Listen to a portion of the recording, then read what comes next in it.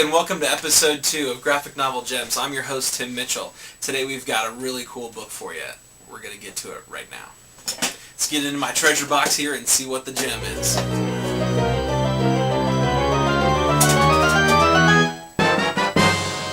Today's book is called Alan's War, and it's by a French artist named Emmanuel Guibert. And although he's not officially with the writing credits on it, you could say that the writing credits belong to Alan Cope. He was an American GI during World War II.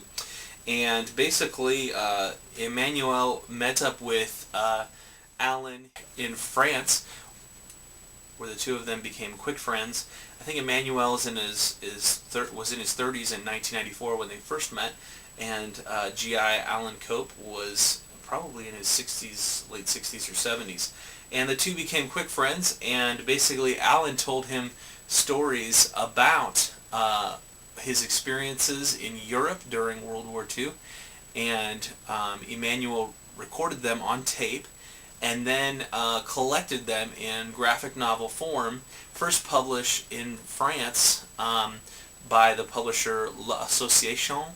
Emmanuel would draw out all of his stories and then collect them into books. They first appeared in a 3-issue series starting I think in 1998 in France, and then finally in 2008 this American edition was published by First Second Publishing. And this is the first edition copy. It's paperback, and as a comparison to how big it is, here is a regular graphic novel, or trade paperback as they call them sometimes. You can see that it's much thicker than your normal graphic novel. It's a little over 300 pages long, and then there's like a bonus picture extra in the back. It's all done in black and white. The way that he does his art is absolutely stunning. Just about every image, from what I understand, is done in a watercolor format. And in this video that I janked off of YouTube, you can see that he begins with some kind of water-based solution, and he spreads it over the paper with some kind of dropper mechanism, water dropper mechanism. And then at the end, when he feels like he's completed the image, he just drops little pieces of ink over the image, creating this stunning image. I'm not sure how he does the individual filling in between the lines, but whatever method he uses, it's gorgeous. The story itself is very intriguing. When I first found this book at Half Price Books in Kansas City, I was thinking that it would be similar to the classic graphic novel series Moss by Art Spiegelman. In that story, if you're unfamiliar with it, Moss is about a guy who interviews his father, who survived some death camps in Germany during World War II, and he's basically illustrating those stories from his father's point of view and from him interviewing his father. But this is slightly different. He's interviewing this guy, and the guy is just basically telling his story. G.I. Alan Cope is telling his story to him, and it's all his story.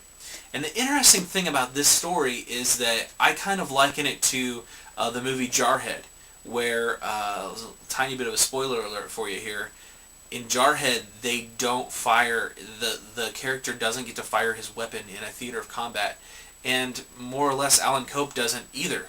And so the story isn't necessarily about Alan and his violent war epic.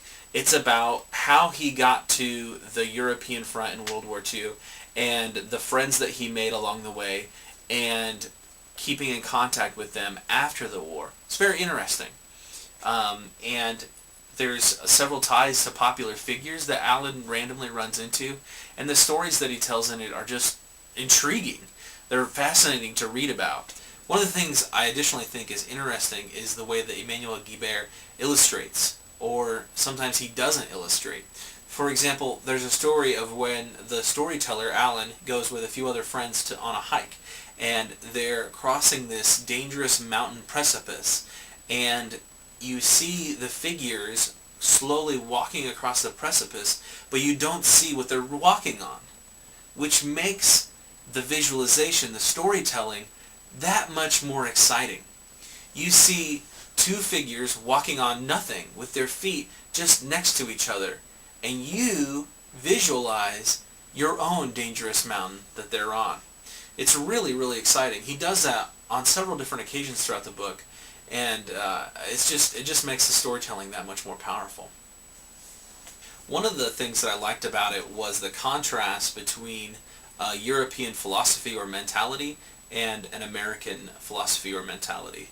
And the storyteller goes through this in his life and communicates it with this book. And it's a really interesting contrast. I encourage you to read the book, at least for that. I don't know what it's like to live in France or any part of Europe, but I get a glimpse of it through this book. My own grandfather was in World War II, and kind of makes me wonder what it would have been like to be a buddy of his or to know him during that time in that era.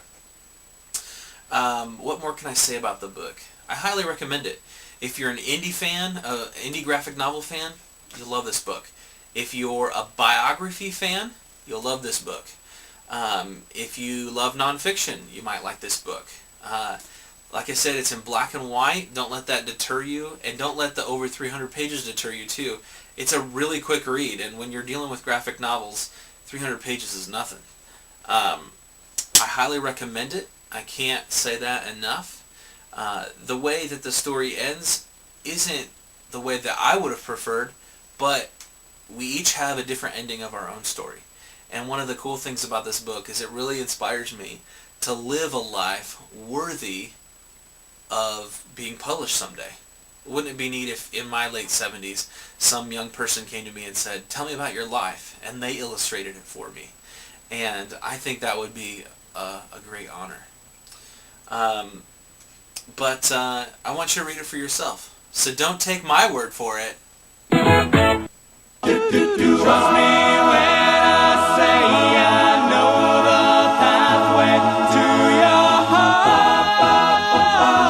I am Superman, and I can do anything.